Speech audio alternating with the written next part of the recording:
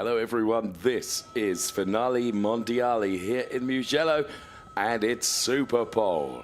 A 10-minute session for 6 drivers to ascertain who will be pole position when it comes to the world final race tomorrow.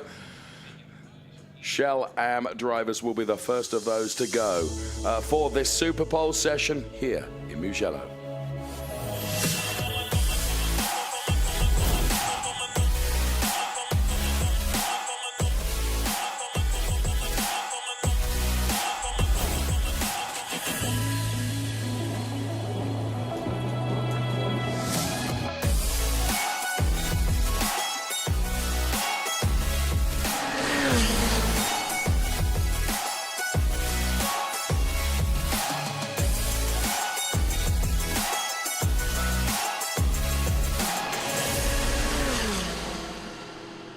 Well, as you can tell from our venue presentation, the weather has been somewhat different to what it is today. The sun is shining at the moment and the track conditions are dry. That certainly hasn't been the case for the majority of the running leading up to these Superpole sessions. We have one for the Shell Am drivers, we have one for the Shell drivers and one for the Trofeo Pirelli drivers all to come. Air temperature 20 degrees, track temperature 25 degrees, 14 kilometers per hour of wind around at the moment, and as you can see, some white cloud up there, and the 5.2 kilometer circuit of Mugello is quite a technical one and quite undulating as well. Through turn 1 you begin climbing all the way through to turns 3, 4, 5, then it's a downhill run through the turns, which are turns 6, 7, 8, 9, 10 and 11, and then it's all about building up speed through the final turn to give you the perfect run along the start-finish straight, which contains 2 hills for the drivers to climb, and as I said, it's quite undulating. Those are the drivers that will be taking part in this Superpole session: Motohiko Isozaki, Martinez Richter, Kirk Beervold, Paolo Scudieri, Josef Schumacher and Stefano Marazzi. Pick one out of that lot, Nico Spalek. All 6 of them. No, Motohiko Isozaki, who is displayed to the left of your screen, he won the European Copper Shell Am Championship, and European Championship is out the window. It's all about the race tomorrow, where another title will be awarded to one of our drivers. And Isozaki put it on to P1 in the qualifying session, which only gives him an entry pass to this session, as it does for the other 5 drivers. There is no tiebreaker, no nothing. It's all about who is going to be the quickest here, will be on pole position for the race tomorrow morning. And that race is the Gold Roof Final, the Finale Mondiale race to prove who is the best in the world of Ferrari Challenge, racing for that Finale Mondiale title. Between Paolo Scudieri, Motohiko Isozaki, Stefano Marazzi, Martinez Richter, Kirk Beervold and Josef Schumacher to try and put their car on pole position. In pole position in the pit lane is Ludovica. Good morning, guys. It's such a pleasure to share with you this emotion and this spectacular of Superpole. 6 drivers who will be to catch the pole and try to do the best lap for start tomorrow from the pole position in Finale Mondiale. Here with Motohiko Isozaki, who was crowned yesterday champion of Coppa Shell Am. Here the other drivers who are ready for start this emotion and this new format or Superpole. And as you can see, there are many people here with me, with us in the grid. So guys, enjoy this spectacular Superpole. Well, I'm sure we will, as the clock is only 30 seconds away from the beginning of this session. That is a nice picture. Manuela Gostner among them. Forgive me, Nico, but isn't that a sight to see? That is Manuela Gostner navigating the tyre trolley. Wow. Wonderful. This is a professional racing series. Just in case this picture didn't make that clear, this is Motohiko Isozaki. We get it underway. Superpole Coppa Shell Am. And there, the fluffy white cloud. And right, 9:58 was what you saw on the screen, but that is because the 10 minutes are underway. That means it's 10 minutes for our drivers then to give it their all on the 5.2 kilometer circuit here at Mugello and try and put that car on pole position for the world final race, Nico. The tension, the drama, The sense of anticipation, I absolutely love this qualifying setup that we have. I believe for the very first time in Ferrari Challenge, you of course have been involved with the challenge like me for many, many years, and I can't remember where the qualifying has ever been done like this. Whoever has designed this qualifying, well done to you, because I think it's brilliant. Absolutely. It's the very first time that we get a dedicated qualifying session, or a qualifying day actually, for the World Finals. Previously it was done based on results in the qualifyings for the races we had in the last few days, which are the final races of the continental calendars, if you will. So Europe had their last race, North America had their last race, and those times were taken together, and then a sequence on the grid was determined. Not this year, not now. We had a qualifying session in the morning, and the top 6 qualified for this Superpole. Everybody from P7 down have their grid positions locked in.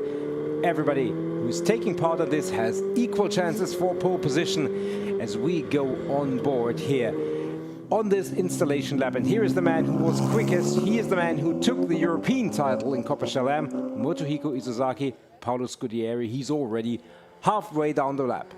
It's really hard to call this, Nico, because Motohiko Izuzaki, his pace is undiminished. And of course, he feels very, very confident. He's sealed the Coppa Shalem Championship, which is a jolly difficult championship to win. Therefore, his confidence level will be sky high. Man and machine in perfect harmony. He will feel that he has got the opportunity to nail this pole position. However, the incentive is perhaps for someone like Kirk Beerwold, who has been bested in that championship and will want to right the wrongs of that by winning the world final. Martinus Richter, the German driver from Nuremberg in Germany, who has not been able to take part in every one of the Ferrari Challenge races this year, he will feel to wrestle something out of the season. He's had success, he's had race wins. He would like to take the world final race. There is a reason for each and every one of those drivers. Of course, every racing driver wants to win every race they're in, but there's also some additional incentive, in my opinion, for some of the drivers. Yeah, absolutely. Josef Schumacher has a very, very good pace across the weekend, so you can make a case for him. And Paolo Scudieri just has the experience and has been very, very good already. So as you say, you can make a case for each and every one. Kirk Beerwold, I agree. He is probably one of those where you feel like, well, he had some misfortune in the second half of the season, and he was leading the championship for a long time, so he certainly got the pace. We didn't talk about Stefano Marazzi, who, to his credit, he had great pace throughout the entire week thus far, so it's going to be very interesting. And only 10 minutes of this quali session. Just one remark, we have 10 minutes of this session, then we have a short break of 10 minutes, then we do the same thing all over again for the Coppa Shell, and then we do the same thing all over again for Pirelli and Pirelli Am. So this is what you can expect over the next 50 minutes or so. Kirk Beerwold, he expects nothing but excellence from himself and the car, and he's trying to go about his business doing exactly that. Kirk Beerwold, Paolo Scudieri, we run the clock on those drivers then. Now, bear in mind that it is a short, sharp session, and we love it. I'm tempted to say dash for the first part of cash, because there are 2 parts, because of course the finale Mondiali race is the big hitter. Here's Kirk Beerwold then for KSL Racing. As Nico said at the beginning of the year, you know, you'd have been a brave man to bet against Kirk Beerwold taking the championship. He was looking so very good, but then racing and motor racing can be so beautiful. It can also be very brutal, and unfortunately the brutality, Kirk Beerwold knew all about that, because the misfortune that he suffered, and it now means he finishes the championship P2, but he can still wrestle away the gold roof, the world champion racing. He is going for it, and we will get times up on the screen very, very quickly. A 1:59.419, and already track limits, and that's why you didn't see the Kirk Beerwold time, because he exceeded the track limits somewhere. And to be fair, our race director, Claudio Garavini, darned fine bloke, in all honesty. He does rule, and his team rule the track limits with a rod of iron, and rightly so. So basically the rule is 2 wheels over the white line is acceptable. 4 wheels over the white line is absolutely not acceptable, and you will be punished, and punished by having your lap time deleted. And when you only have 10 minutes of lap time to run in, you've got to be millimetrically perfect, Nico. Thus far, I think Motohiko Izasaki is. I can't see any track limits warnings on our data screen against Motohiko Izasaki. And by dint of him having set purple sectors in Sector 1 and Sector 2, providing he nails this final turn perfectly, and you certainly wouldn't bet against that, provisional P1 could come from the man that is the Copa Am champion, Motohiko Izasaki. He's heading towards the timing beam now. And when he crosses that timing beam, this, I think, will be the new... Wow, it's not. He lost time in Sector 3, look, for Motohiko Izasaki. It's a 158.925. He's 7/10 down on Paolo Scudieri. Here comes Kirk Beervold. Thus far, has Kirk kept it within the white lines? I think he has, hasn't he, Nico? Therefore, Sector 1 and Sector 2 looking good for the driver from Singapore, driving for Kessel Racing. Could this be a new provisional P1 with just 3 3/4 minutes left? And keep your eyes on Stefano Marazzi in the other yellow car in this Superpole session. As Kirk Beervold crosses the timing line now, he does go to P1 with a 1:54.997, but as if by magic, that's been bested already, Nico. Josef Schumacher does it and goes into P1. Just as a reference, we had a 1:53 medium as the pole, no, not pole time, but quickest time in the Shell Am qualifying. That was quite a few hours ago, so expect the track to not have slowed down anything. So just make that your frame of expectation, and Stefano Marazzi fills that frame of expectation with his 488 Challenge Evo. And we're only 3 minutes remaining, so I mean, obviously, as in every quali session, a lap that you start with any time remaining on the clock, you can still complete. So it's not over in 2 minutes 50 seconds. You just have to have started your lap by that time. But all of a sudden, Motohiko Izasaki, who was P1, oh no! And he overcooks it there. He keeps it, and therefore no! Oh, that is impact. Oh heavens! That will be an immediate red flag and a suspension to the session. Of course. Motohiko Izasaki, who, as Nico was describing it perfectly, just overcooked it. The car was in the gravel. It spat him out across the track, and he makes contact with the barriers. Red flag immediately called for. And, well, fingers crossed that Motohiko Izasaki is okay, because, my goodness me, that was some impact, to be truthful. Now, the integral safety of the 488 Challenge Evo cars is enormous. However, you could see how the energy was absorbed by the car as he made contact with the barriers. He was on the trajectory for a very, very good lap, unfortunately, but it just proves you only need to be a centimetre wrong, and it can go from being absolute brilliance to absolute disaster, and that is what happened for Motohiko Izasaki. All our fingers are crossed. He's in the car, as you can see, as the camera zooms in there. What we want to see is Moto out of the car, and we get a big thumbs up from Motohiko Izasaki. He's perfectly all right. His pride will be dented, but he's perfectly okay, which is great to see. Well, Ludovica is with Moto's driver coach, but the news is that we've seen a big thumbs up from Motohiko Izasaki, and he's perfectly okay. Thank you, guys. Here we are with the Motohiko Izasaki coach for discover more what happened and the dynamic. Unfortunately, he went a little wide in the exit of 13, 14 or 14, and touched the gravel, and then he lost the car in oversteer and ended up in the wall. So it's too bad, because it was a pretty good lap, and we had the pace to put it on pole, but we'll still start 6th. So, you know, everything can happen in the world final, so we'll fight for it. Thank you. Thank you. Well, he will come back. That's great to see. Medical team on hand immediately here in Mugello, and Motohiko is perfectly okay. Just want to reassure, you can see there he's talking away, and the doctor's just checking him over, but he's absolutely fine. Nico, that says something about these 488 Challenge Evo cars. Yeah, 100%. I mean, he already scrubbed off quite a little bit of speed, but yes, you know, in any event, it was an impact though, wasn't it? It was an impact, but we've already gotten used to these cars being so reliable and so safe, that, you know, it's always good to see the drivers out. But well, there you go. It just proves you can be the champion, you know, but just literally, as we were hearing from his driving coach, just a centimetre wrong. It's all it takes, and all of a sudden you're in strife. So the order is Stefano Marazzi, Josef Schumacher, Kirk Beerwold, Paolo Scudieri, Martinus Richter, Motohiko Izasaki is going to be starting from P6. I'm tempted to say, Nico, with only 2.5 minutes left on the clock, no one's going to be able to improve. They will go out again, but to try and get a competitive lap in and get the car wound up to better a 1:53.752 in the time that's left available, I think that's going to be a tall order.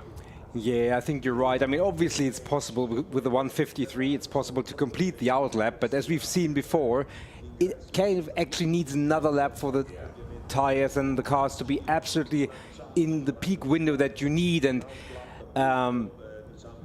to better a 1:53.752, you have to have your Pirelli P0s absolutely in the perfect condition at the beginning of the lap, and that is very difficult. But, you know, theoretically it's possible, and therefore I think race control will allow the drivers to have that one go. And if you look at someone like Martinus Richter, he's 5 seconds off the pace, so he doesn't need the perfect lap.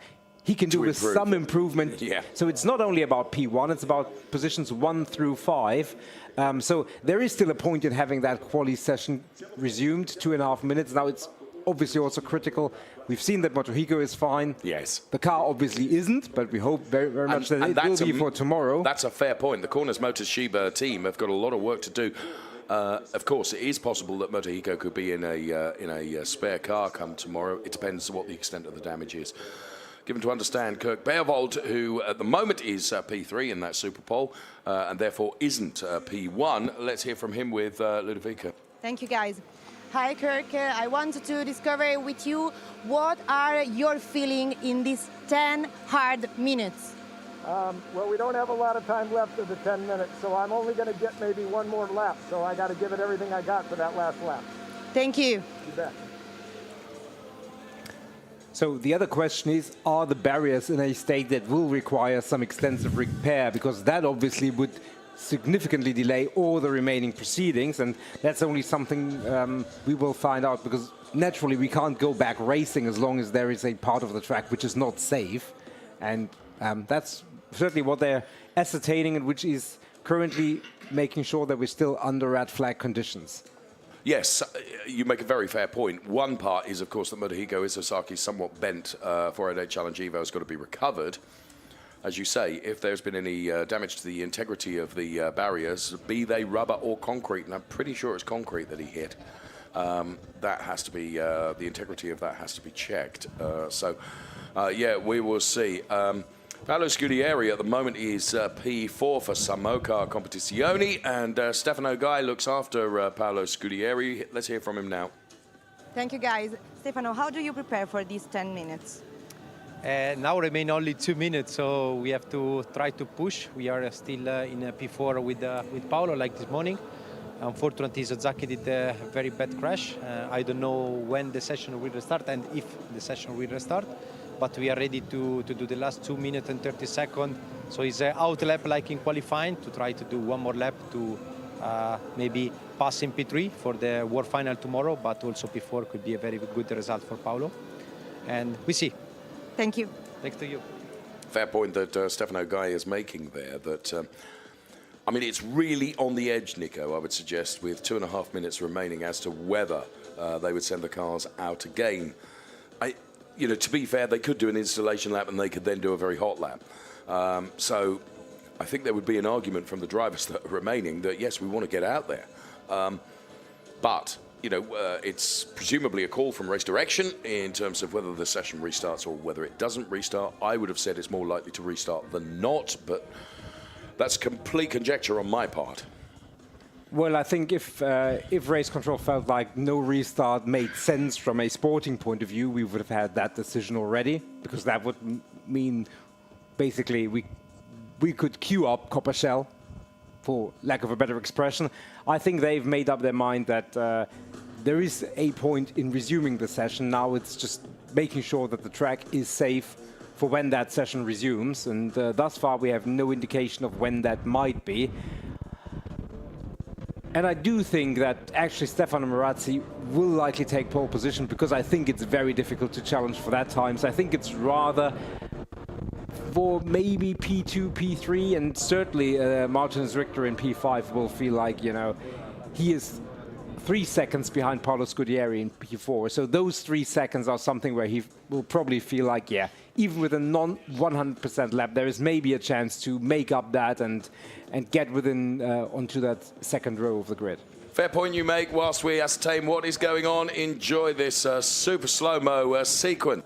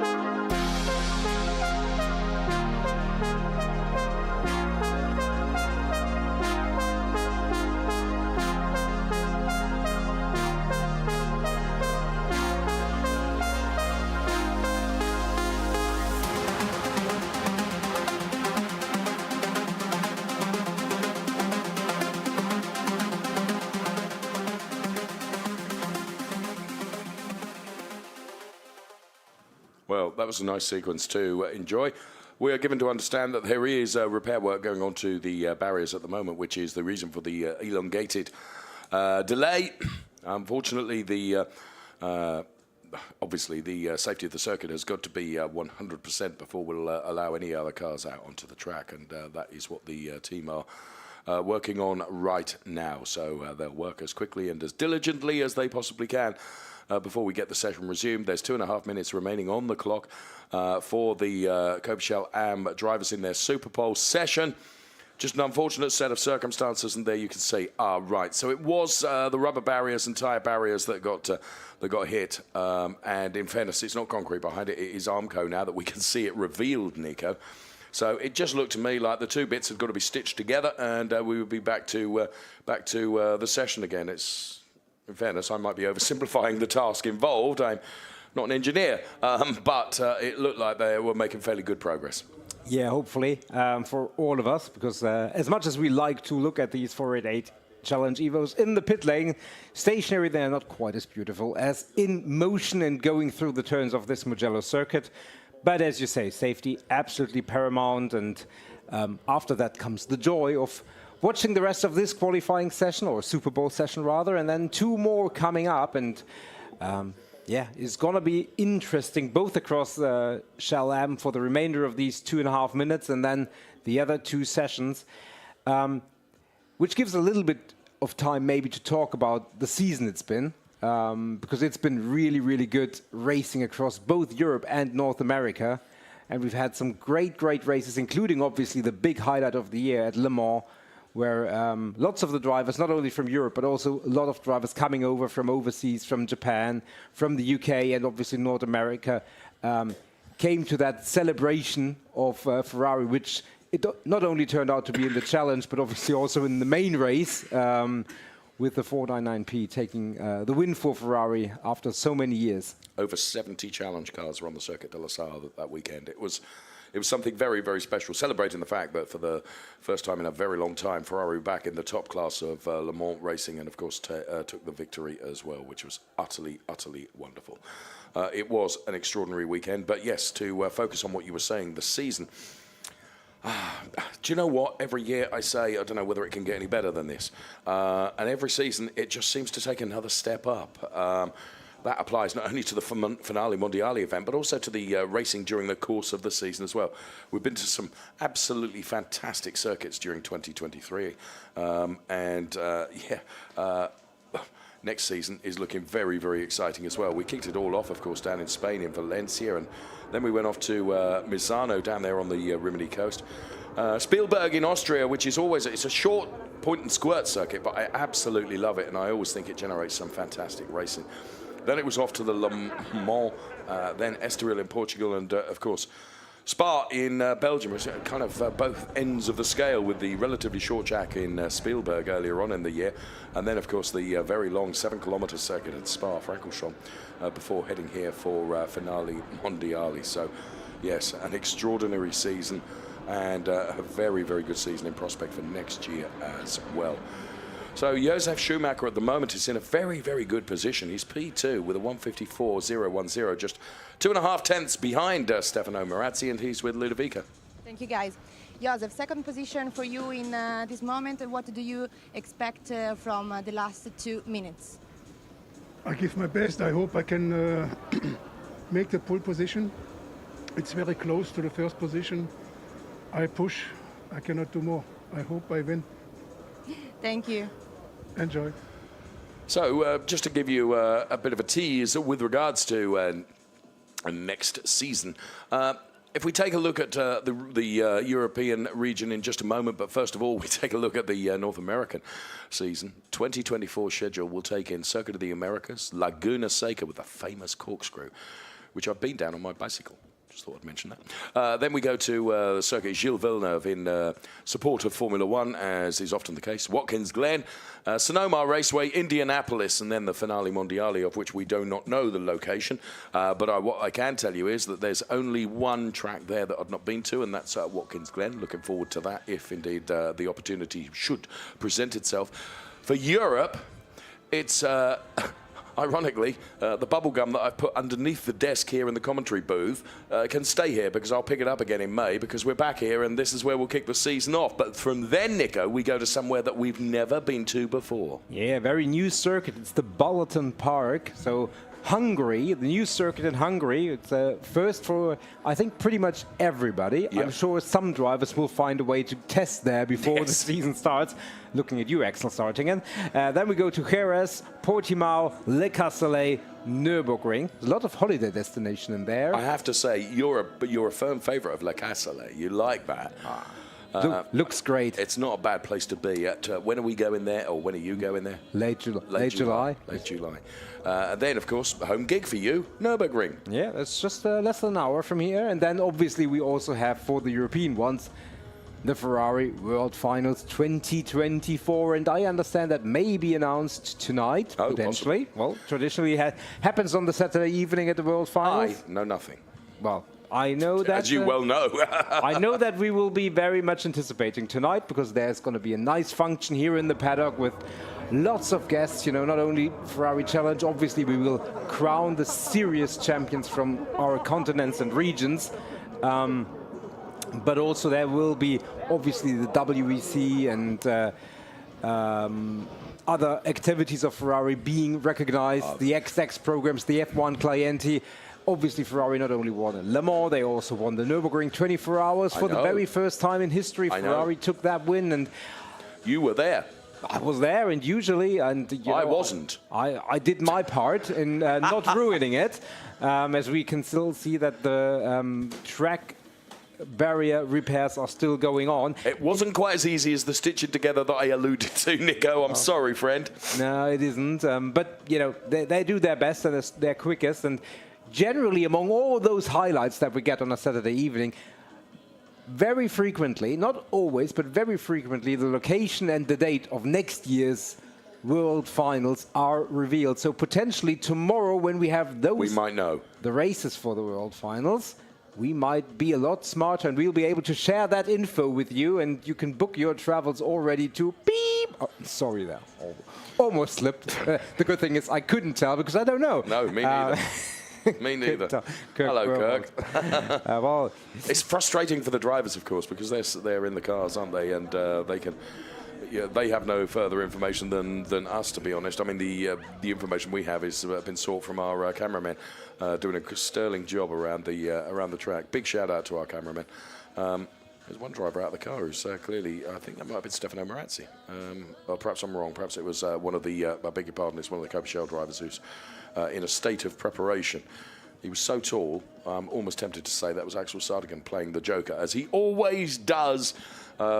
He's a great guy, great guy. The one thing about the Ferrari Challenge that I find immensely appealing, so many things, but it is the character traits of the wonderful driver base. We can tell you that the session will be restarting in around about 9 minutes, to be confirmed. Meantime, here's something to entertain you.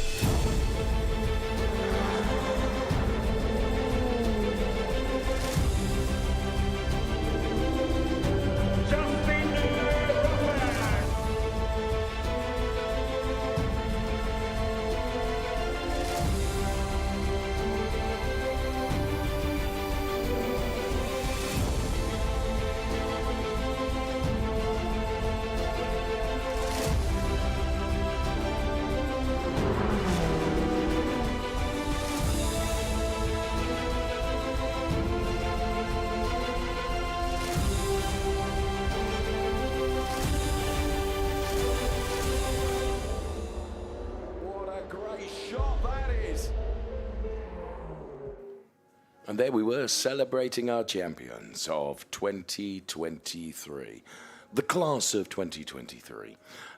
Great job done by them all, and congratulations if you are the lucky recipient of a championship. Congratulations to you. If you didn't manage to make it to the championship, but provided us with some great racing to talk about in any event. Right now, Martinus Richter, I believe, is standing by to talk to Ludovica. Thank you, guys. Hi, Martinus. How are you in this moment? Here in the first position before ready to restart this Superpole. It's very difficult now because I didn't have a fast lap so far. My fastest lap was cancelled due to the red light. So I have now one attempt and all the cars are behind me. I must keep them behind me. I must go very fast because we have only 2 minutes and 39 seconds to go over the finishing line, and then I have one shot, and I hope I can make it. And Martinus, this is your third season with the Ferrari Challenge, and I want to ask you something more about your season and your emotion that you feel in this season, 2023. I did only part of the season because I didn't have the time to compete with for all races. But so far, every race when I was reached the finishing line, I won. So hopefully I can go on with this series. Thank you. Martinez Richter has been a fantastic competitor in the Ferrari Challenge, and as he says, every race he's started this year, he's got across the finish line pretty well, to be fair. And I know I spent quite a lot of time talking to Martinez, and yeah, he has. My belief is that had he been in every event, then there might have been a three-way tussle towards the championship, to be fair. We're still anticipating that at 16:10 we will go back to racing. That's 4.5 minutes away from now, not racing, back to qualifying our Superpole. That is, it does have the TBC alongside it at the moment, which means to be confirmed. So, but that's when we anticipate going back. There, Martinez just said it absolutely perfectly. He's at the head of the queue. He's going to get one lap, and that's all he's going to get.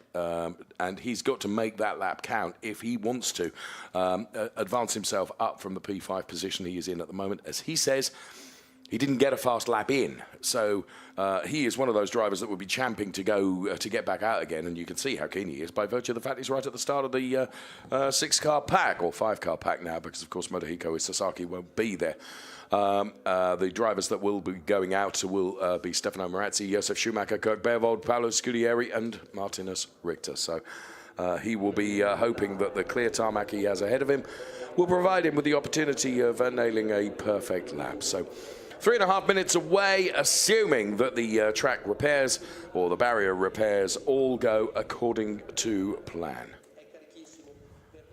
3.5 minutes until we go back to the session, we hope at least. The TBC still stands on our timing screen, and we will let you know when and if that changes. Now, and as if by magic, TBC is gone. It is gone, and therefore it's been confirmed. There are our friends. Hello, everyone. In the OB van. Hello. There's Chicho. There's Andrea Montali. He's the ugly one right at the back with the big hair. Oh, you are a mean person. Tommaso is there. Tommaso, he used to model for a magazine, you know. He's a male model. I just thought I'd mention that. He's our director. Everyone there in the OB truck. Lovely to see you all. I'm going to get so much trouble for that. Yeah. Andrea, I'll hold him for him. Hold him for you. That's fine. 2.5 minutes, all the levity, all the fun. You know they don't bring the camera in here. Just as well, really, isn't it? Because they'd see me with my shoes and socks off. Well, there is a camera, you know that. Oh. Be but careful, obviously, Dave. It's very dangerous in this commentary booth, but the focus now in the cockpits really has to get back on after this elongated wait.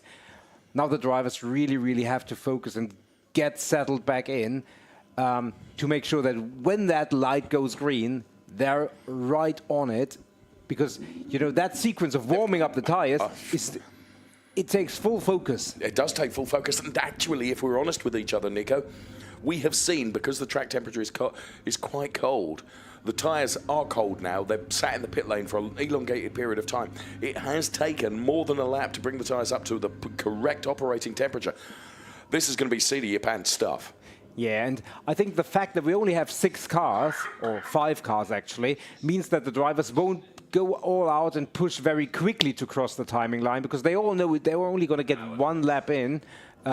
So they'll probably weave as much as they dare. Yeah. And they can take 2 minutes and 28 seconds. Of course they can. Yes, no problem with that, right. because there is no major traffic coming up. It's only those 5 cars. And so as long as they're, you know, have a little bit of space around them, they're fine. And I think we will see a very slow outlap, not by fact of the cars going slow, but by weaving a lot and taking a lot of time to get the tires up to temperature, and then towards in the final sector is when they will really accelerate and try to have the car and the wheels, the brakes, the tires as perfectly set up as possible. As always, you talk a lot of sense, which irritates me, but you do. Stefano Marazzi. That's the first. Stefano Marazzi he's the only driver that has put it into the 153s.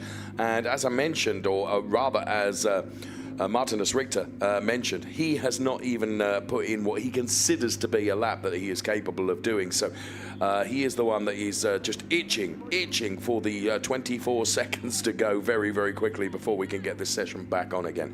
Kirk Beervold there in the 124 car. 2 yellow cars together there. First of those is the 111 car. The back end is not yellow.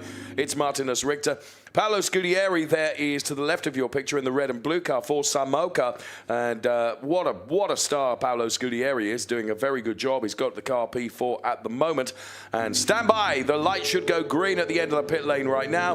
Bang on cue. Is Paolo Scudieri going to jump everyone? Looks like Paolo. No. He has to slot in. Stefano Marazzi feels that he's done enough, Nico, I think. Is he going to park the car?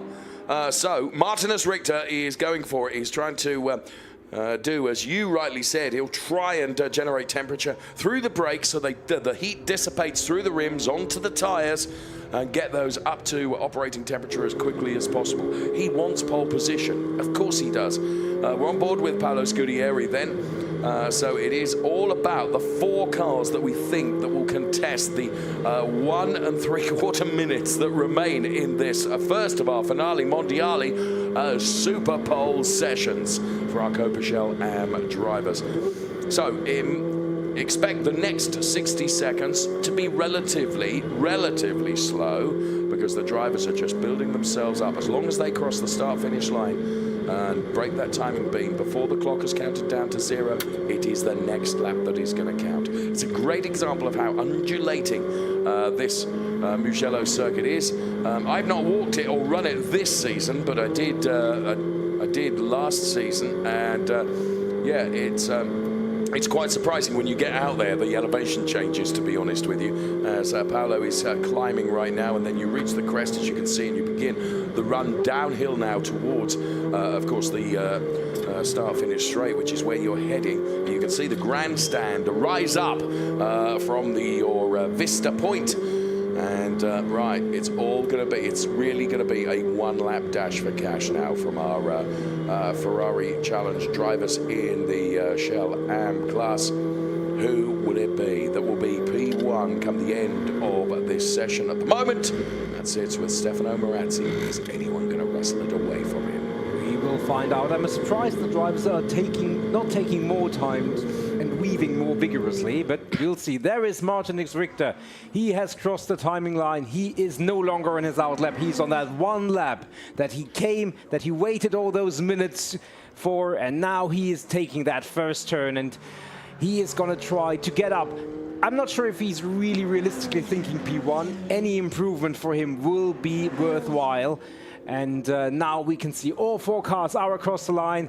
Stefano Marazzi in the pit lane, Motohiko Sasaki obviously not taking part anymore in this session.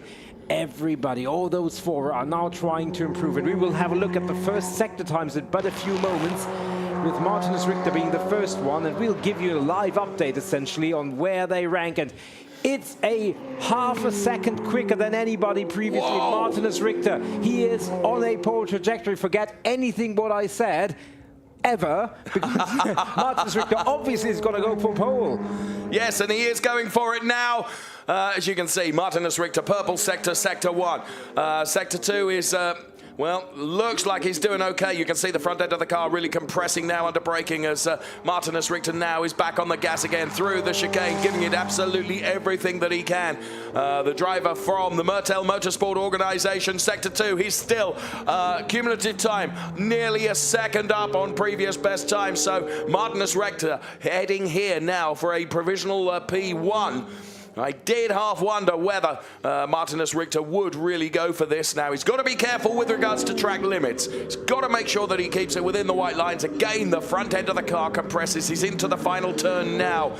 It's P5 at the moment for Martinez Richter. We are looking for a sub 1:53.752 time to come from the Mertel Motorsport driver as he buries the accelerator pedal through the floor of his 488 Challenge Evo. Martinez Richter gives us a 1:52.648, Nico.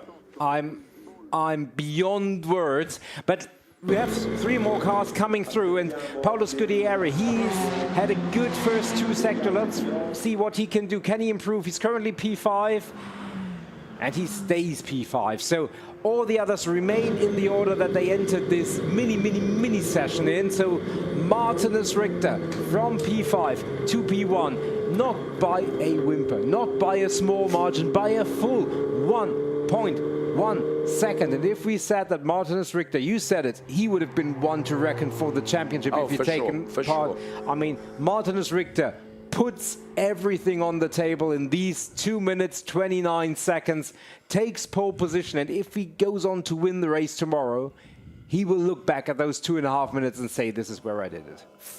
I don't know whether Martinez will tell me off or not, but the fastest foot surgeon known to man, I think, we've seen today, haven't we? That 1:52.648. Absolutely brilliant stuff from Martinez Richter.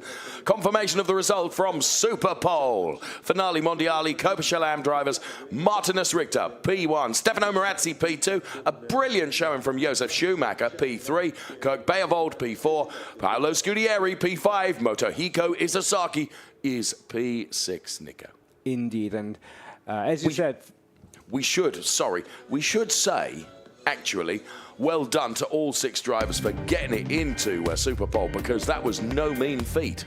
No, absolutely. And here are our top 3 before we finish our thought from previously. Josef Schumacher, amazing showing. Has shown it all weekend long that he's really, really quick, especially this weekend. And Stefano Marazzi, he put it on to P2. He's also very quick all weekend. And will he rue the fact that he didn't go out again? We will probably never find out, because he probably won't tell us. There is no regret in Martinez Richter. No, he has done it, and done it, as you say, by a healthy margin of 1.104 seconds. So well done to Martinez Richter.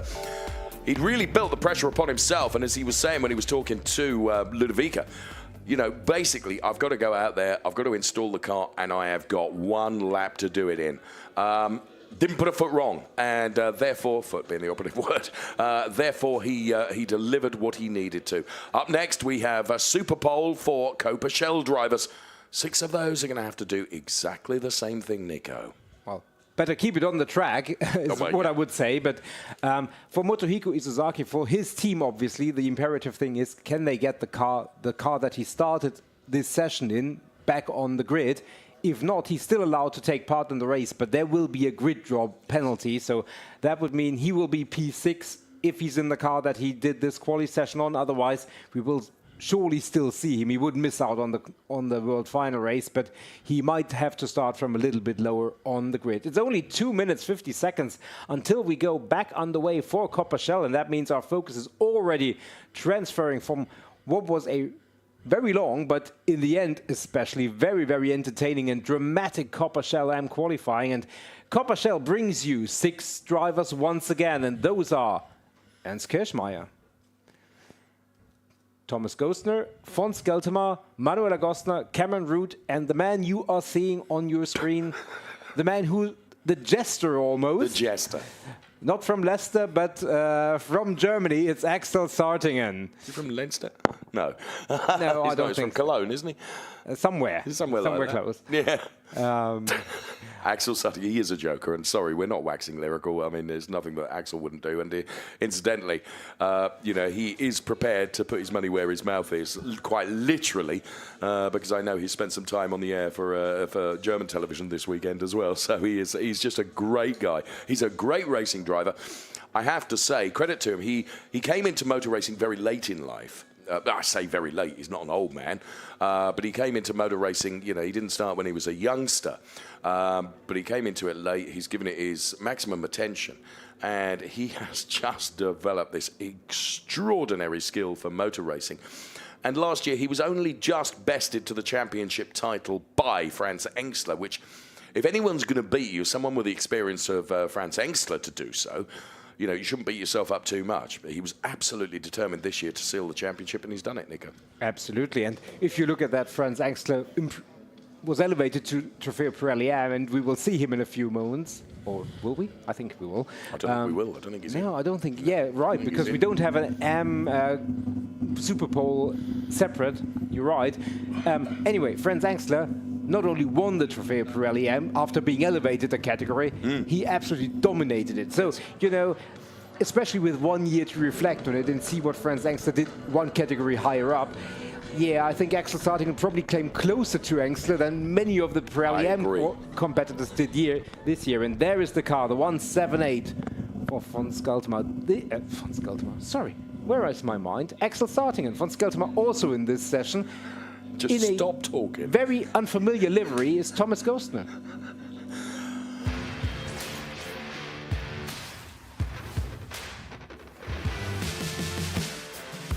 My colleague needs one of those fine Ferrari macchiatos brought up to him, please, because he's struggling with his names here. Ferrari macchiato. Yeah, I will have a Ferrari macchiato. Thank you. Now, someone that is absolutely determined to get P1 is von Skelterman for Kessel Racing. He's with Ludovica. Hey guys, but we were with Fons Skelterman. It was very funny a few seconds ago because we take our microphone and he was singing. So he's very happy to be here and he's very confident today. Fons is always confident, and Fons will give it his absolute all. Here's just a small contingent of the Gostner family, Thomas and Manuela, who are out there. Two of the Gostners in this Superpole for Copa-Shell.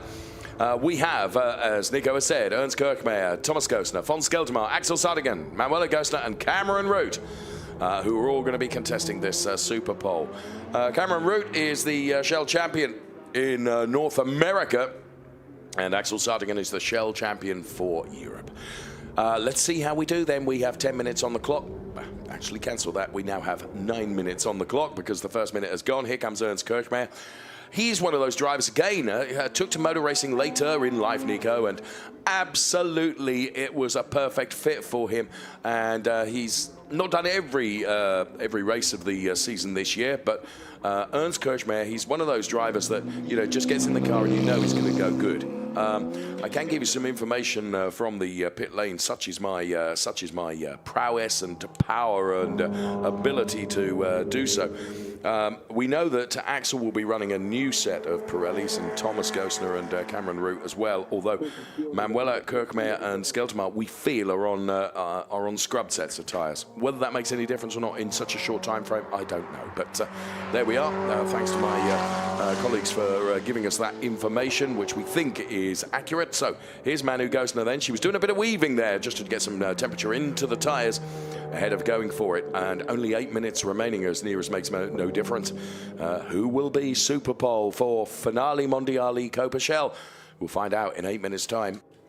Indeed, Manuela Gostner, one of the two Gostners, as we saw. Thomas Gostner, who generally sports that black and green livery, now is in his daughter's Corinna's car with that black and pink livery. But it's Manuela Gostner who we are following. She obviously super successful, both in the Ferrari Challenge as well as another GT racing series, and already a race winner here. She would so love to make it another race win tomorrow, but the base for that comes in this quali session. She's the first one to complete her outlap, and therefore the first one in line to give us a meaningful time going through that very first turn. And now it's uphill climbing towards that first chicane. Traffic less of an issue in this session obviously than it is generally in qualifying, by dint that you only have 5 other cars to look out for. And there is Manuela Gostner maneuvering through that first chicane, and the second one is coming right up. Except for the long, very long actually, start-finish straight, there is barely a moment where you can rest and reset yourself. You're basically on it all the time, and the first sector time is 39.485 as she dips down and goes into the Arrabbiata 1, Arrabbiata 2, and then it's back uphill towards the second half of the lap. At the Arrabbiata, well, just ahead of the Arrabbiata 1, there is a right-hand turn that you can take that shortcuts you into the pit lane.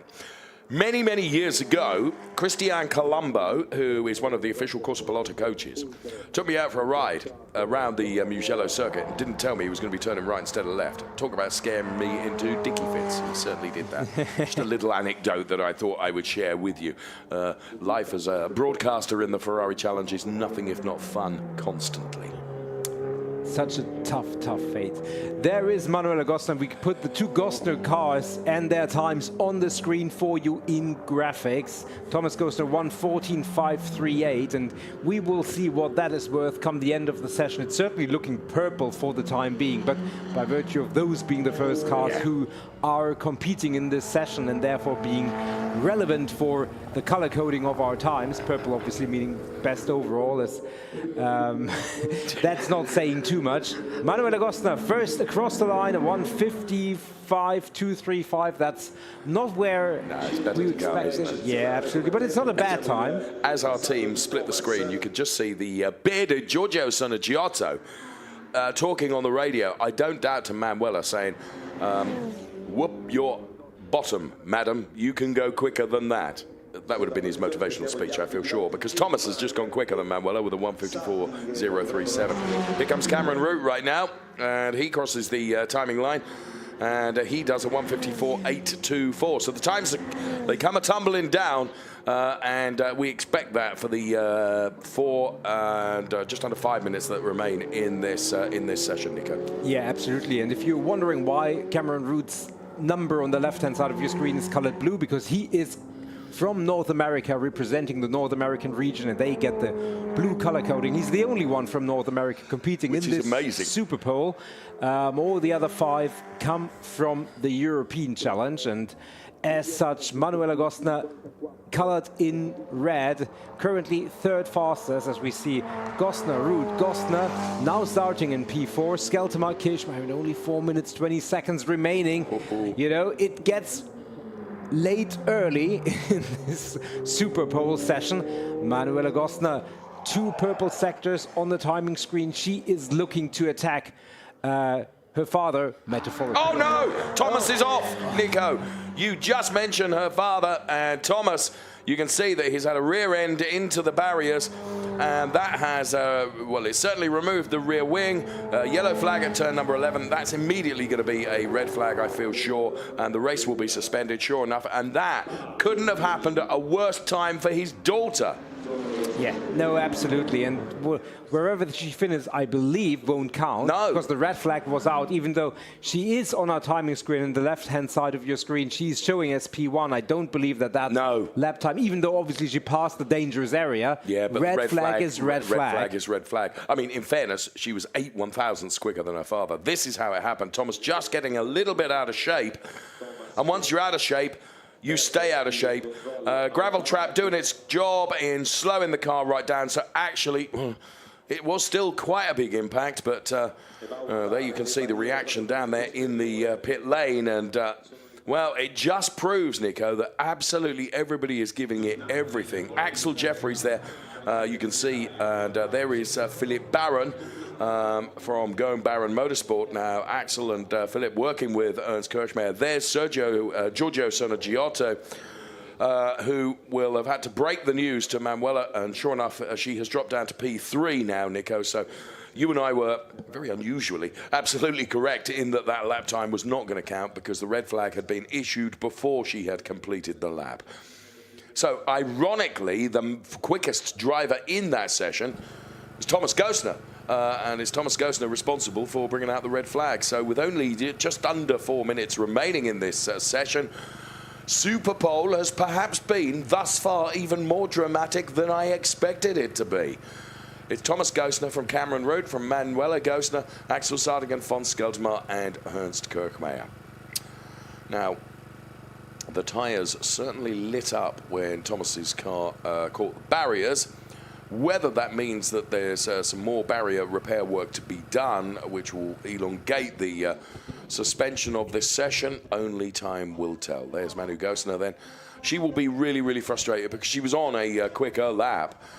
She was 8 1,000ths up on her father, Thomas, which would have given her P1, but she's going to have to go out and do it all over again. She's P3 at the moment. And there we can see the Thomas Gostner car, and Thomas is inside the car, and just checking that he's perfectly okay, of course, which is the most important thing. And the door is opened. I'm sure Thomas is absolutely fine. The integral safety of the 488 Challenge Evo, which we've mentioned more than once, is such that we are sure that he will be okay. Thomas Gostner, Cameron Root, Manuela Gostner, Axel Sardigan, von Skeltermar, and the man that hadn't really set a time, or not really, he hadn't set a time, was Ernst Kirchmeier. So he's going to have to do it in the 3 minutes and 48 seconds of the session that remain when the session was suspended by that red flag. So That's the way it looks at the moment. As soon as we have any information in terms of how long we think the session will be suspended for, we will bring that to you. We're looking at the Cameron Root car right now, and Cameron Root, an absolute star in Ferrari Challenge North America. A great guy and a huge character, and quite clearly an absolutely formidable racing driver for Ron Tonkin Gran Turismo. And, well, Cameron taking the Shell Championship. There you can see the 109 car of Ernst Kirchmayr. To the right-hand side is Franz, his loyal engineer. They're just checking on the tyre pressures. Let's check in on von Skelterma. He's with Ludovica. Is he going to sing again? Thank you, guys. Hi, Fons. Here we are. We have one more minute. A few minutes ago, you was singing with our microphone, and you appear more relaxed and confident for this Superpole. Absolutely. But I have to concentrate now because I've got only one lap to go. And what do you expect, and in what way you prepare this I Superpole with your team? On row 2. Row 2, maybe row 1. So let's go for that, okay? Okay, thank you. Grazie. Well, Ludovica, in my opinion, you failed there because Fons wasn't prepared to sing again because he needs to focus on everything that he needs to do. This was him singing earlier on. I mean, rivaling Axel Sardigan for the stage presence. Von Skelterma, another great character in the Ferrari Challenge. So here we have it then with a suspension. A red flag has been brought out, and there you can see Thomas Gosner out of the car. Medical team are there to just look after him and make sure he's perfectly okay. And it was quite an impact for Thomas, but he walks away from the car. Once again, just showing you how great the 488 Challenge Evo cars are in terms of safety. Look, the first of his concern is to see how much damage is done to the back end of the car.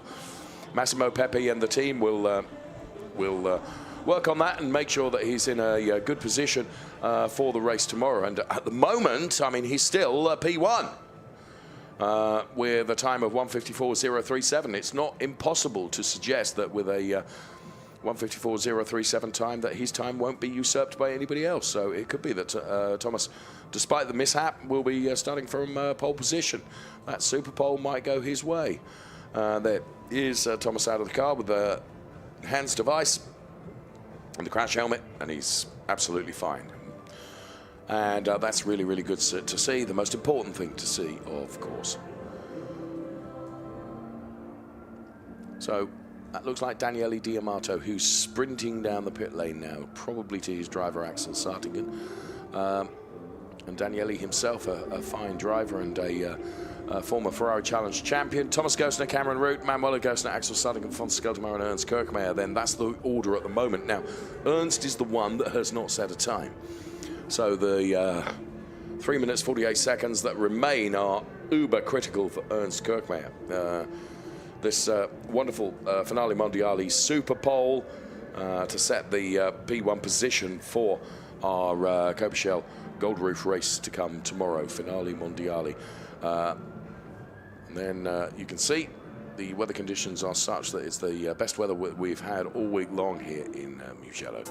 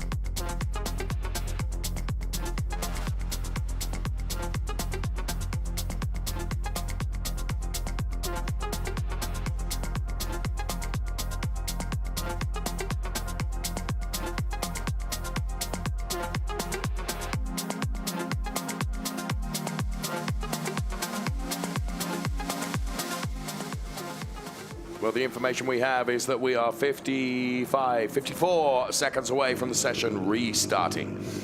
So it's going to be critical for Ernst Gerkmaier, critical for Axel Sartigan. They're both arguably out of position. How dare I say out of position? There's only 6 cars in this Superpole. But they will feel that they have got the ability to be P1, who will be in pole position. Well, we are but 30 seconds away from getting this session restarted to drive us to that conclusion. At the moment, it's Thomas Gostner from Cameron Roop, Manuel Gostner, Axel Sartigan, and von Skelterma.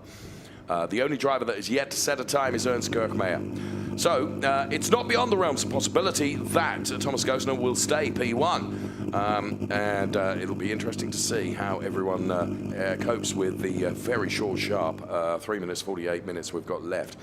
1 installation lap, potentially 2 laps for those drivers. You think 1? I think given that our quickest time, ×2 is exactly the time remaining on the clock, I think that's a tough ask. So, no, I think it's going to be 1 installation lap and then 1 hot lap. Yeah, absolutely. And you can see everybody, except for obviously Thomas Gostner, trying to go out as quickly as possible. Now I say everybody. Ernst Kirchmeier doesn't follow that 4-strong queue of cars. And once again, as in the Copper Shell M qualifying previously, we have 4 cars filing out of pit line. Now it is indeed 5. Ernst Kirchmeier also made it out, not with quite as much hurry.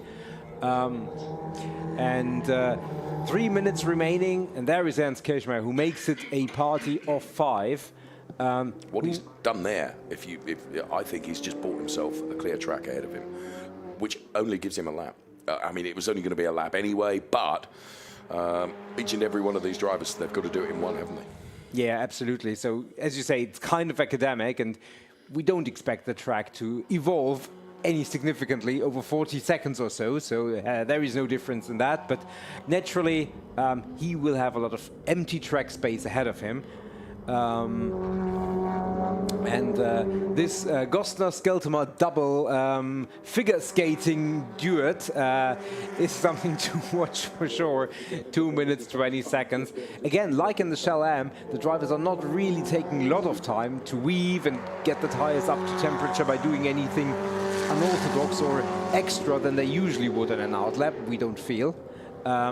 So it's gonna come down to this 1 shot at improvement. 2 minutes remaining on the clock. The first one in this queue is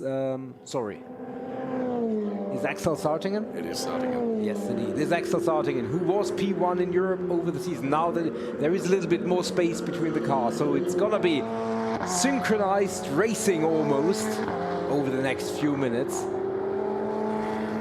Here we go then, and it is this lap as the cars cross the timing line that is going to count. There will only be time for this 1 lap. So Axel Sartigan rides the hill and heads down in towards turn number 1 now. He can afford to make absolutely no mistakes. He's got to be millimetrically perfect on track. The Lueg Sportivo Herta racing driver.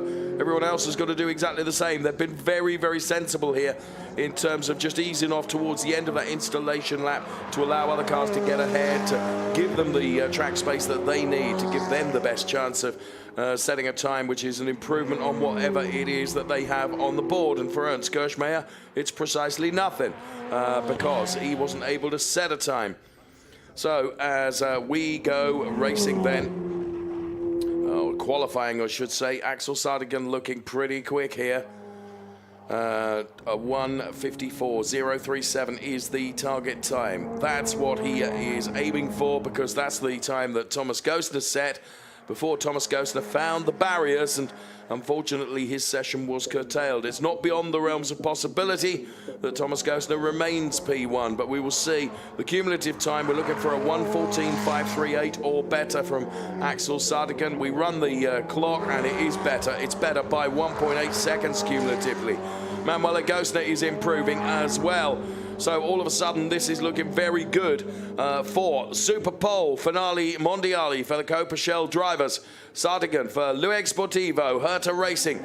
He has been such a star this season. He's won the Shell Championship. He now has 1 turn to do. Although he has got a track limits warning against his time, Nico. And that means whatever he does here, it won't count. So he won't improve on his P4, and he's rather in jeopardy of dropping further by hands of Ernst Kirchmeier. Axel Sartingen, time is absolutely blistering, but it doesn't matter really. Manuela Gosner, personal best in Sector 2, overall best Sector 1. She is P2. Behind her father, Cameron Root, will he be able to elevate himself all the way up? No. And Ernst Kirchmeier, he does it. He took the most time from those 5 still in the session, and he made it count 1.4 seconds quicker than anybody.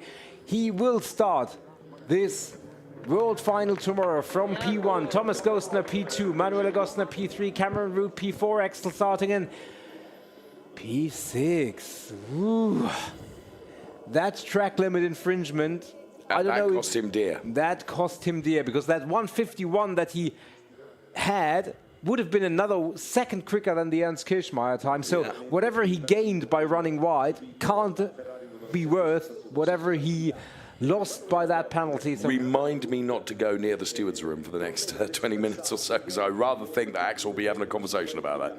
Well, but in fairness, Axel, you know, if it was flagrant or if he's aware of it, he will beat himself up over it. Yeah. He's not someone who will blame others for his mistakes, certainly not. So we didn't quite see it, No, so therefore it's a bit say, academic. It doesn't matter, does it? Because, you know, rules is rules. Tell you what, he's amazing. If you think about it, Thomas Gostner, who early on set that 154.037, he will be starting on the front row and going from P2. And, you know, didn't finish the session because his car was the car that caused the red flag. It's amazing, isn't it? Amazing. Well, as I've said before today, motor racing can be really beautiful and also brutal as well. Top 3 then, here comes Manuela Gostner, CDP MP Racing, P3.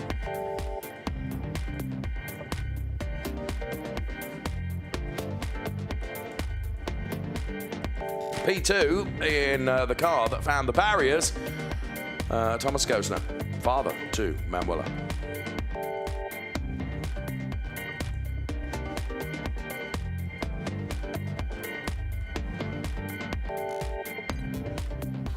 For Gome Baron Motorsport, Ernst Kirchmeier, he left it late, but made it count when it needed to. Advantaged a bit by a track limits penalty for Axel Sartingen. Ernst Kirchmeier is a Superpole star. So we'll wait the next session, which is the finale Mondiali, Trofeo Pirelli, and Pirelli M Superpoles. And actually, it's only going to be Pirelli drivers. Yeah, but yes. As a Pirelli M driver, you might argue that you would like your own Superpole session. Perhaps so. Maybe a discussion for another day. Not for today, because today we will have 6 Pirelli drivers who will determine the top 6 positions. Where's that going to go? My goodness me. And we have, again, 1 driver from North America, which is Matt Kujewski. Other than that, we've got Ben Svellen, Tom Fleming, Simon Ladniak, Eliseo O'Donnell, and Adrian Sutil from our European challenge. Trofeo Pirelli. There you can see Brian Cook, best of the M's in P8, Yuda Uchida, second best of the M's in P10 overall, and that's where they will start their sessions. And it was right at the end of the qualifying session that Ben Svalen just got into that Superpole category by besting Roberto Perina by 1,000th, wasn't it? It was really close, wasn't it? Less than 3/100, so you know that's how close it was. And you said it earlier, the drama this format provides us with is really, really entertaining. And let's hope that that session can go about without any red flags. We have 2 out of 2. Fingers crossed, absolutely. 2 minutes only until we get this session underway. The paddock currently a little bit empty because everybody's watching the action on the track. Yes, absolutely. Afterwards, have another look at this shot, or, you know, just come over. Depending on where you are in the world, come over. Tomorrow is going to be a glorious day again. Maybe the weather is not going to be quite as sunny, but the action on the track is going to be at least as scintillating as it is today. Simon Ladniak is a driver I've followed since his junior racing days, you know, and he's not an old man now. Simon Ladniak then driving in Ferrari Challenge Trofeo Pirelli. He's with Ludovica. Simon, what do you expect from this Superpole? Could you please repeat, because I have earphones, so please call loudly.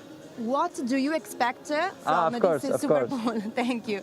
So, technically, I need to admit, that I had no really experience on this track, because unfortunately I could not be on a test days.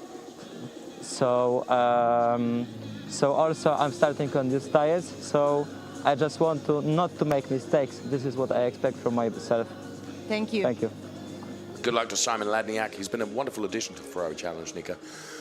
He's driving for the Gomes Scuderia GT team, which means he's got as a stablemate some very talented drivers and engineers and people working with him. So an interesting color combo there that you can see on the trainers and the overalls there, orange and pink. I'm not sure that's working terribly well.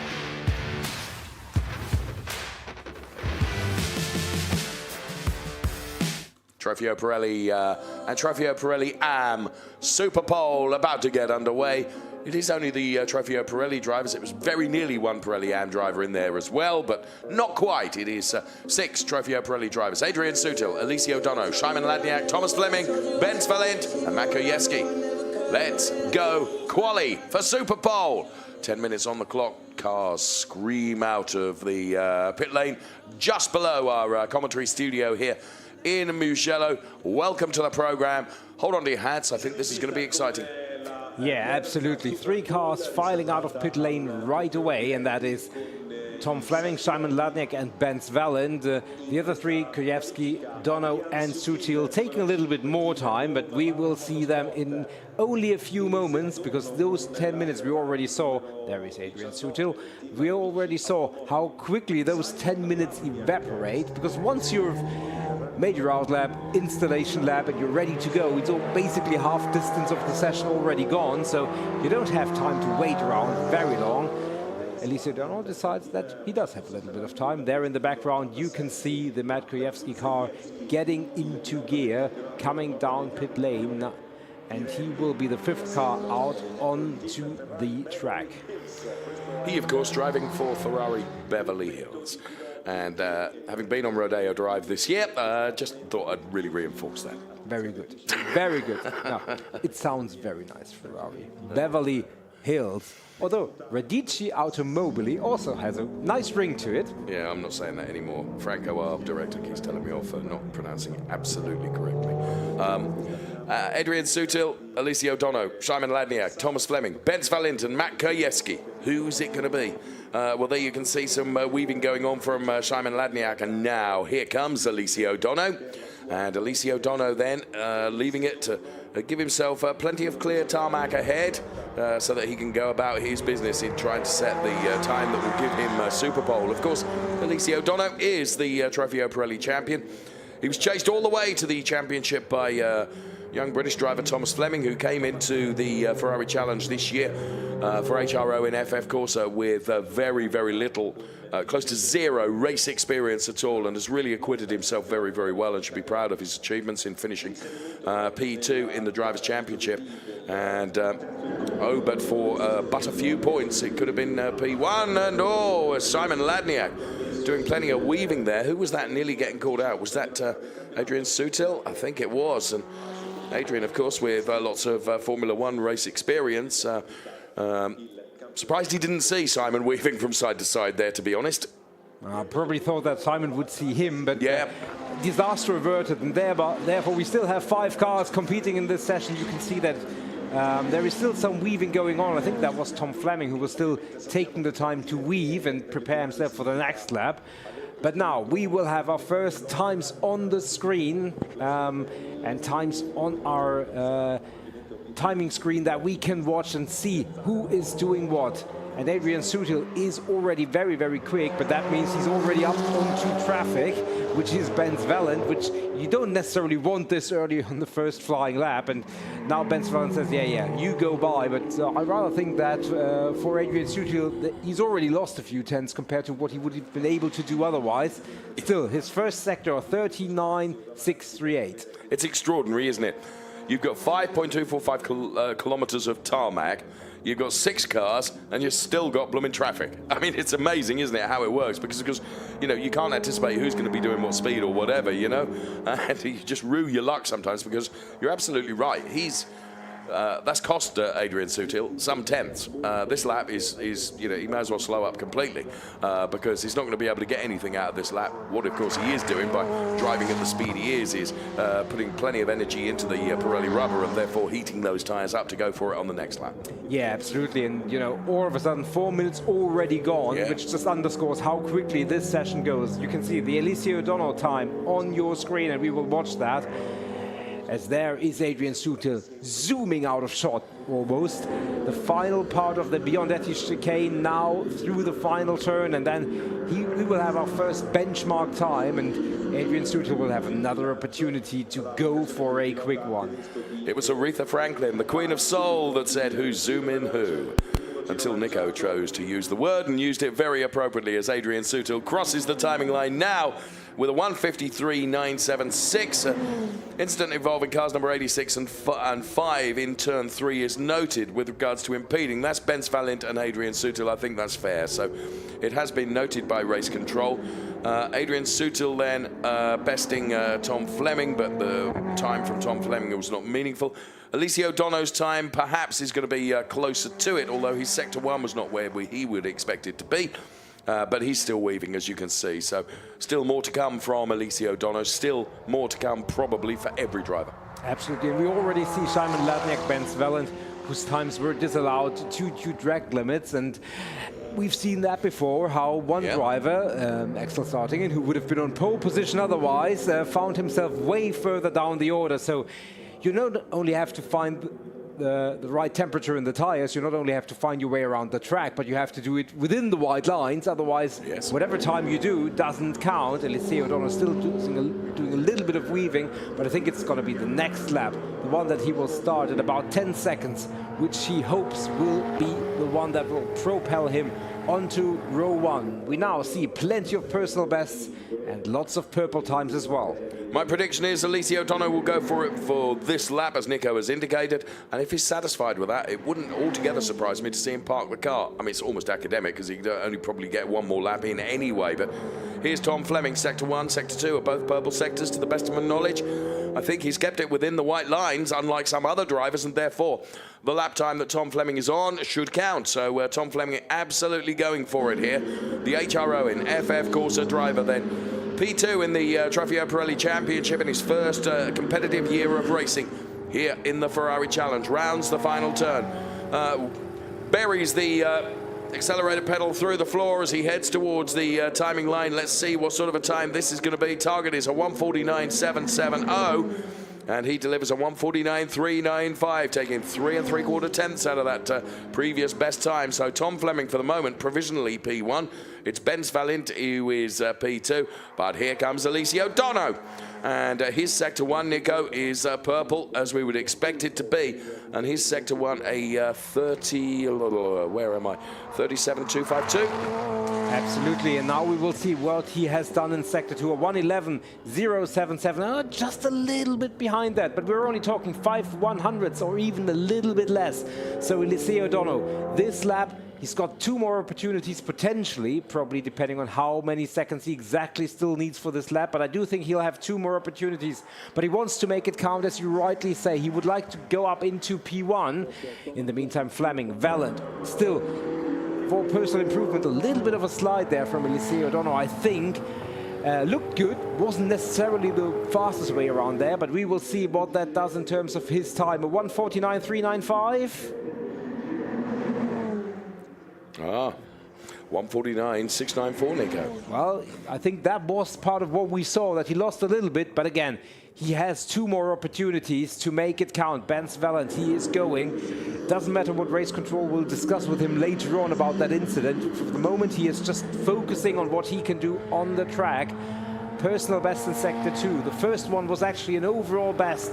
Can he improve from his current P3 position? Again, the 1:49.395 is the benchmark for Benz Valent, and it is putting in a 1:49.756. It's an improvement in time, it's not an improvement in position. Tom Fleming then, Sector 1 was an overall best, Sector 2 not so, Sector 3 rounds out, it's a 1:49.717, so Compare that to his previous 1:49.395, but he is able to go again. Here comes Alessio Dono then, purple sector, sector 1. There's Carlo, his driver coach and team engineer, and he's keeping an eye on everything here. And Alessio Dono needs to do it. He's got to be millimetrically perfect in this lap, because this presumably could be, he might be able to get just one more, squeeze one more out, but sector 2 is down, Nico. He's down 3/10. Absolutely, and some other driver to keep an eye on is Matt Krajewski, who just finished his previous lap, so he's got one more chance. He hasn't set up a time because track limits have been the reason that each of the times he said have been disallowed. So he's going to be P6 come what may, or better, but he would certainly want to attack and be better than P6. Alessio Dono rounding the final turn. He will have one more attempt at this. He's probably going to stick into P2 after this lap, but he certainly wants that pole position. He wants that win tomorrow, and he wants the best position he can at the start. Here he goes then. He's got to find at least half a second, and you certainly wouldn't bet against Alessio Dono being able to find that. You can see the brake discs really light up, and well, at the moment, Tom Fleming with a 1:49.395 as the clock has come out on the session now. Here's Adrian Sutil, of course, he's going to be allowed to finish this lap for Goan Baron Motorsport. A personal best through Sector 1 and Sector 2, so it could be an improvement from his P4 position. We will see. Alessio Dono, is there a TL against his name there, Nico? Just the previous lap time, so I beg your pardon. where he didn't improve. We're watching the timing screen to see where he is after the first sector. That was where he was always quickest, but he's already down a little bit. And car 19, so that means... so Alessio has exceeded track limits. So that means Tom Fleming won't be jeopardized. Matt Krajewski, he's still trying to improve. He's currently still P6, and he's still going for it. So he still wants that position, maybe P4, maybe P3. Here he is on board, that final turn. He won't challenge for pole position, probably not for the second place, but certainly P5 is very much in place. Simon Ladniak under threat from Matt Krajewski, who is approaching the timing line. What can he do? 1:49.395? No, but he is improving. He is improving up to P5, leapfrogging Simon Ladniak, who I don't think is able to respond on this lap. Doesn't look like it. So, no, he's in the pit lane. So that's it. We're set, aren't we? That's it. We are set. And Tom Fleming, pole position for the world final race tomorrow. Well done, Tom. It is Tom Fleming from Alessio Dono, Ben Svalint, Adrian Sutil, Makajewski, and Simon Ladniak. That's the way it looks. Superpole for Ferrari Challenge Finale Mondiale for Trofeo Pirelli and Pirelli Am drivers is done and dusted. So it is Tom Fleming then that takes the honours of that pole position in the Gold Roof race tomorrow. Alessio Dono was not able to take it to him. I mean, he's still done a jolly good job. He's going from P2 and brings the car into the pit lane, as you can see. Here comes confirmation of the result then. It's Tom Fleming, P1, Alessio Dono, P2, then it's Ben Svalint, Adrian Sutil, Matt Krajewski, Simon Ladniak. From Nico Spalek and from myself, thank you so much for watching Superpole from Finale Mondiale. Goodbye for now.